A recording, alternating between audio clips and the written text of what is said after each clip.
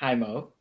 Hi, Ada Jo. How are you doing this morning? Doing great. And I'm so happy that we're here together doing an interview for the AI World Inquiry because I'm very interested to hear, number one, how you found AI or how AI found you and what compelled you most about it when you discovered it.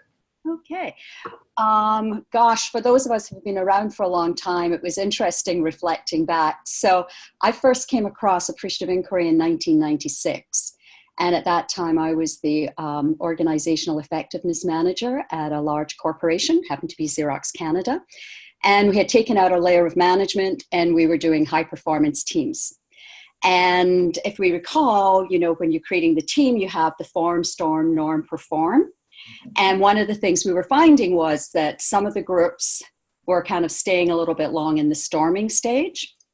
And I came across an article by Jervis Bush, whom I just love his work. And I will put the link to the article and send it to you. And the article was called about how to form teams. And he had talked in the article that you could skip the storming stage if you use this approach called appreciative inquiry.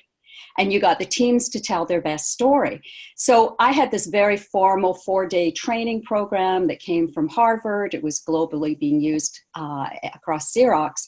And I kind of sneaked in this exercise when they were creating their code of norms or code of conduct.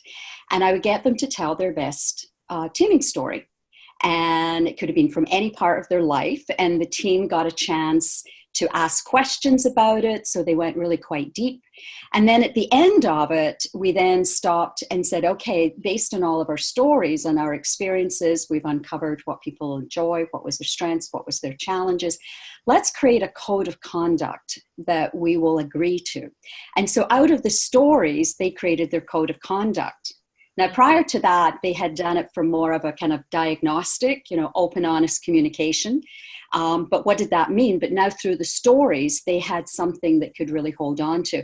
And indeed, some of the groups I had worked with for over a year, because I left in 98, but for over a year. And they would come up and say the best part of that whole training was when we got to hear our stories about our best team. And so for me, that it just brought life to the whole process and built up on the relationships. So that was my first experience when the project did not go well for many reasons. Much was around using the burning platform and not really understanding strengths. In 98, 3 years after I'd worked on it, 3 years I'd worked on it, I left and I went off looking for a new way to bring humanity into change process. And that was what brought me to Jane Magruder Watkins in Washington, D.C. in 99. And as you know, it's just been a marvelous story. Sorry. That's okay. So that's my story. That's a great story.